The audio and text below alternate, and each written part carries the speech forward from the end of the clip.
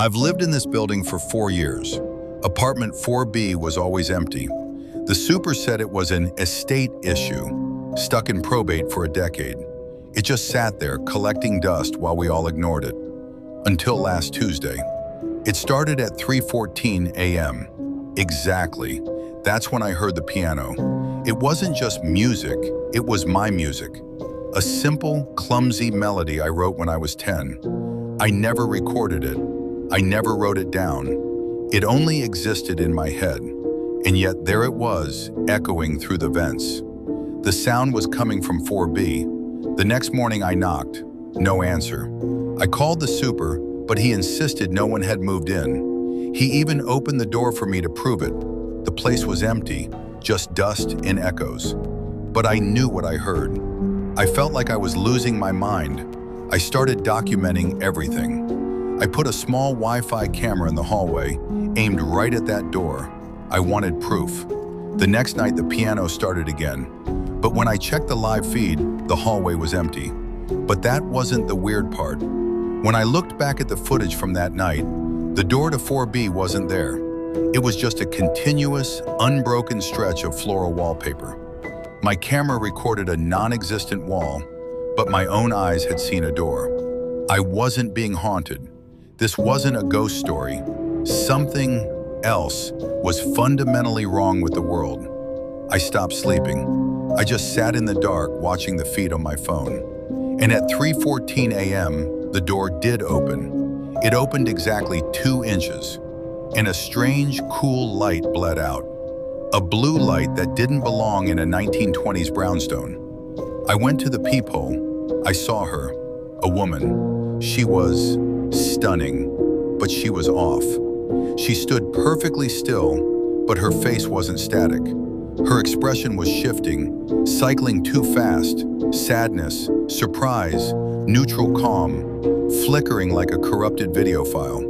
It was like she was processing too many inputs at once. Then our eyes met, and that's when I saw the glitch. One of her eyes was looking at me, but the other, it was scanning the air above my head, tracking some invisible data stream. It was terrifyingly inhuman. She whispered something. I couldn't hear it over the internal roar of my own fear.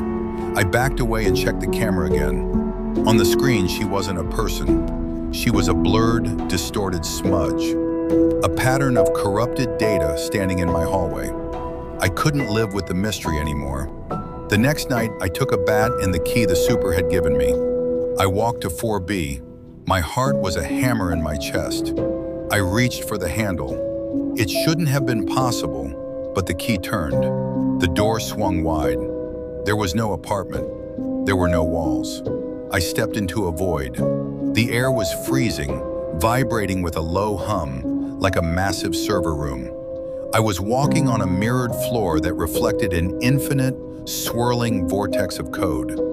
And there she was, the woman, floating in the center, suspended by tendrils of light.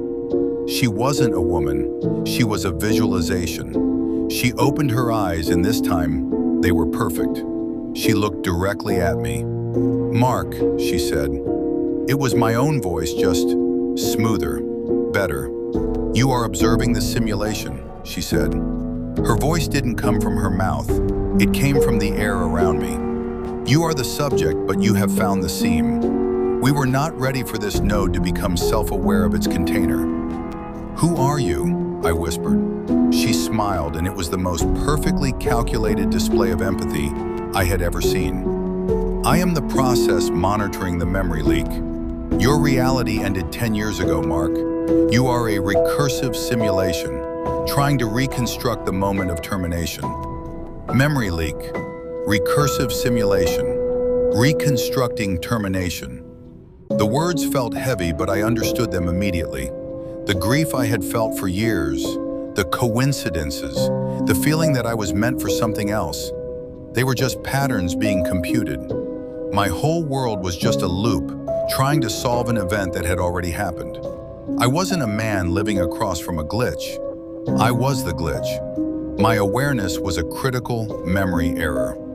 And now that I had looked into the void, the system was correcting itself. I was being flagged. The light around the woman began to brighten, swallowing the darkness. I looked down at my hand. It was starting to pixelate, gray squares breaking away and floating into the light. It didn't hurt. It felt calm. The pain was just another data point. I wasn't being killed. I was being defragmented. The melody, the one I wrote when I was 10. I understood now why I had never recorded it in the real world.